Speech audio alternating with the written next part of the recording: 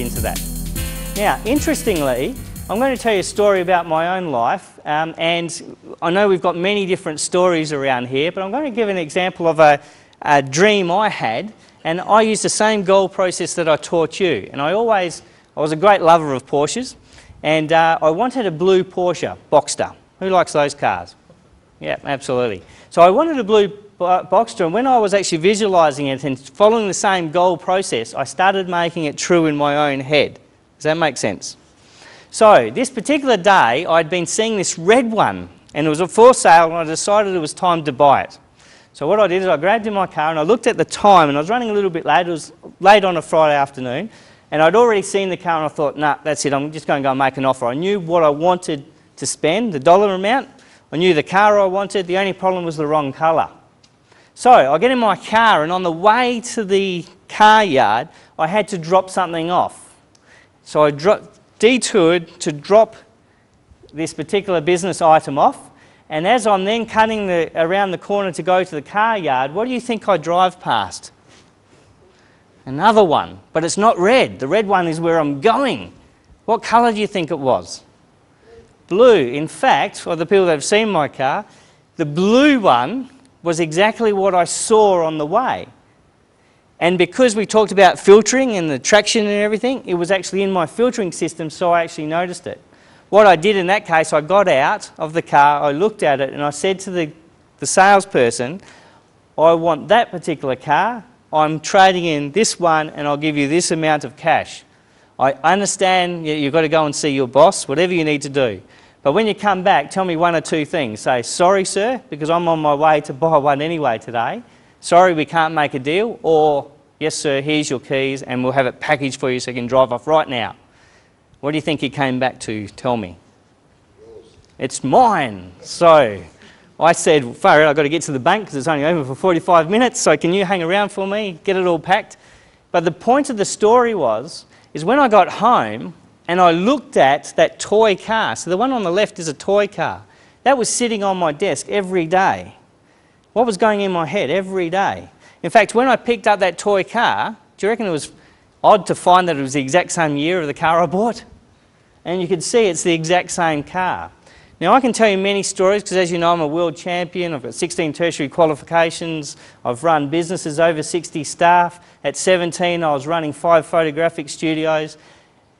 I can tell you that whatever you want, whatever you need, whatever you want to do for the world, how you want to serve other people, you've just got to get clear on what it is you desire and believe, without a doubt, whether visualization or other techniques we're going to teach you, that that is yours. But I had the extra luck factor, and that was a mother that told me I could do anything. And my mother was always very motivated and actually explaining that if you really want something, want to help someone, want to do something for someone, as long as you actually make that decision and focus on that, that will actually occur.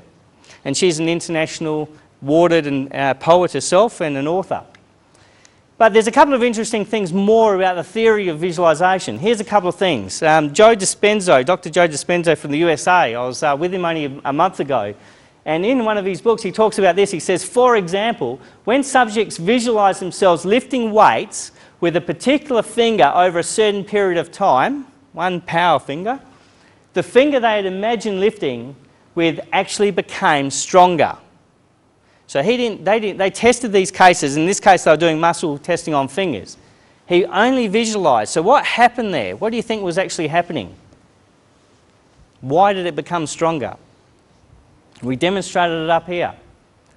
Because when you're visualizing with emotion and you believe it to be true, your body is pushing all the tendons and nerve systems and everything anyway. So even though he wasn't physically moving it, the wiring of the brain and all the impacts going down to the body was actually causing it to grow. Another one was neuroscientist Dr. Candace Perch. She said through visualization, for example, we can increase the blood flow into a body part and thereby increase the availability of oxygen and nutrients to carry away toxins and nourish the cells. See, none of this is new. Medical research, we're just finding that this is just fact.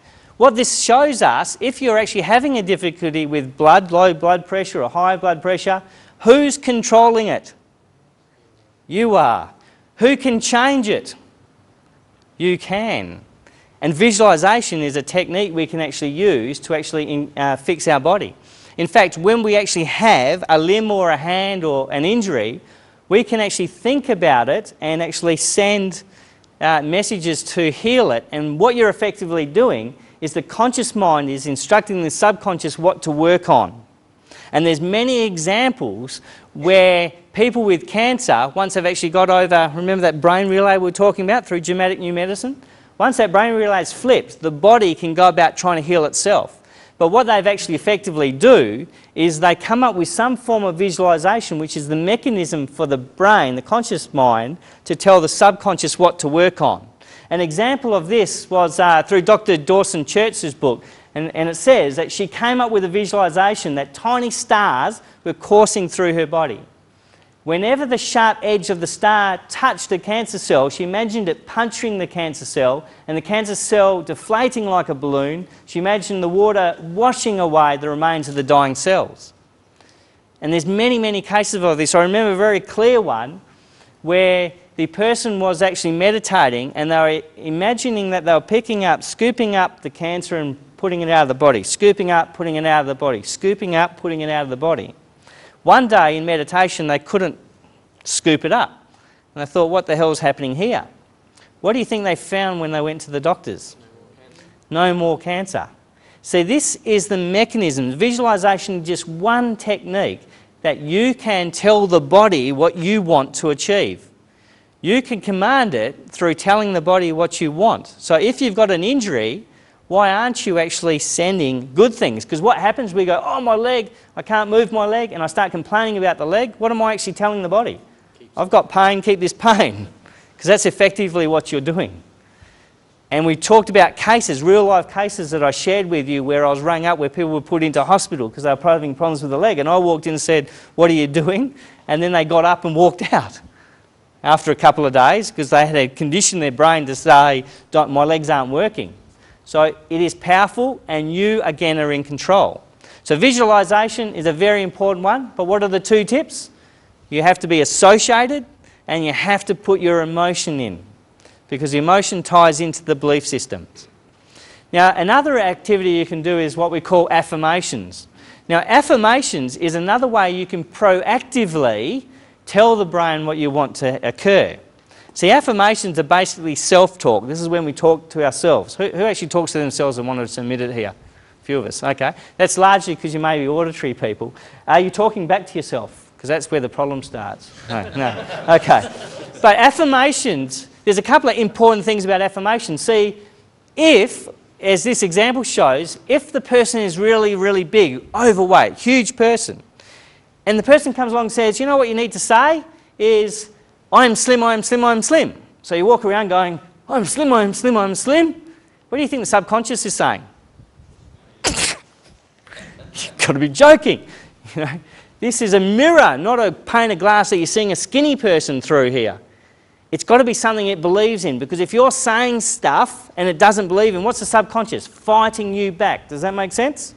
So if I'm saying something that I don't believe in, the subconscious is just going to fight it. So I can keep saying it till the cows come home and it's not necessarily going to have an impact, because every time I say I'm slim, what do you think the subconscious says? Sure, buddy. Yeah, no, you're not. And if it keeps saying that, and I'm keeping saying that, we've got to try and work out who gets exhausted first. Because whoever gets exhausted will be the one that wins. But the subconscious is pretty damn strong. Remember, it's 90% of your mind.